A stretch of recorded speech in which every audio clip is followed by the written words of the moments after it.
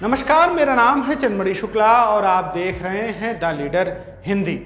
लखनऊ में अगर आपका आना हुआ और जब आप लोहिया पथ से गुजरते हैं या अंबेडकर पार्क के आसपास होते हैं तो आपको एक ऊंची इमारत दिखाई देती है। इस इमारत को देखकर एक बार जानने की इच्छा जरूर होती है कि ये क्या है। तो इसके बारे में बता दें कि ये पूर्व मुख्यमंत्री अखिलेश यादव के ड्रीम प्रोजेक्टों में से एक जयप्रकाश नारायण इंटरनेशनल सेंटर है। ये मैं इसलिए बता रहा हूँ कि बीते दिनों प्रधानमंत्री मोदी ने वाराणसी में रुद्राज कन्वेंशन सेंटर का लोकार्पण किया। यह भी कुछ इसी तरह की बिल्डिंग है जिन उद्देश्यों के लिए JPNIC का निर्माण कराया गया था।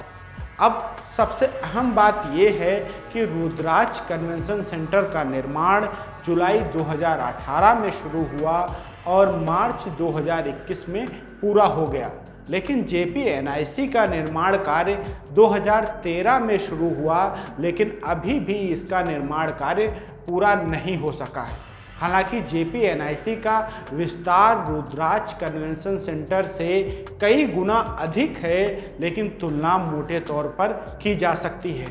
रुद्राज कन्वेंशन सेंटर 7 एकड़ में जबकि JPNIC 18.64 एकड़ में फैला हुआ है, जिसमें 2000 की क्षमता के हॉल के साथ 1000 की क्षमता वाला दूसरा ऑडिटोरियम भी है। वहीं रुद्राज कन्वेंशन सेंटर में 1200 लोगों की क्षमता का कन्वेंशन सेंटर बनाया गया है।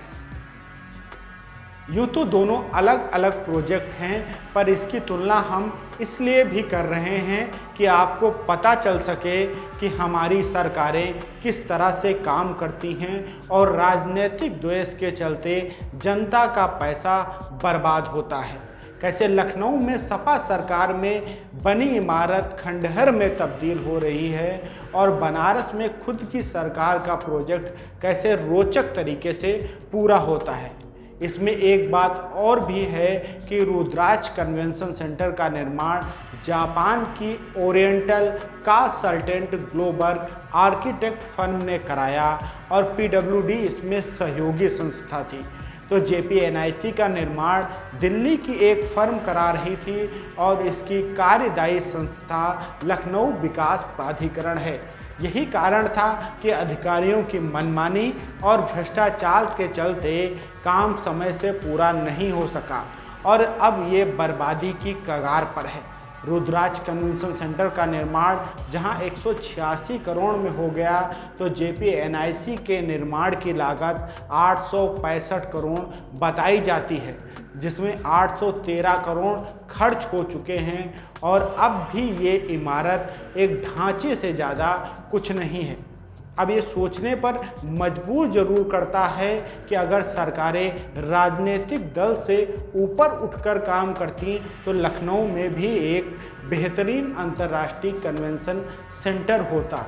एक तरफ जहां 3 साल में रुद्राज कन्वेंशन सेंटर का निर्माण हो गया, तो JPNIC 7 साल में भी नहीं बन पाया, जबकि इसका लगभग 91% कार्य 2017 से पहले ही पूरा हो गया था। इसका दूसरा कारण ये भी है कि रुद्राज कन्वेंशन सेंटर का निर्माण जापान की फर्म ने किया और JPNIC लखनऊ और दिल्ली के बीच ठेकेदारों के में फंसकर रह गया। सबसे बड़ा सवाल ये भी कि जापान की फर्म हमारे देश में अपना प्रोजेक्ट समय से पूरा कर लेती है, लेकिन अपने देश की फर्मों में ऐसी क्या कमी है कि यहाँ काम समय से पूरा नहीं हो पाता।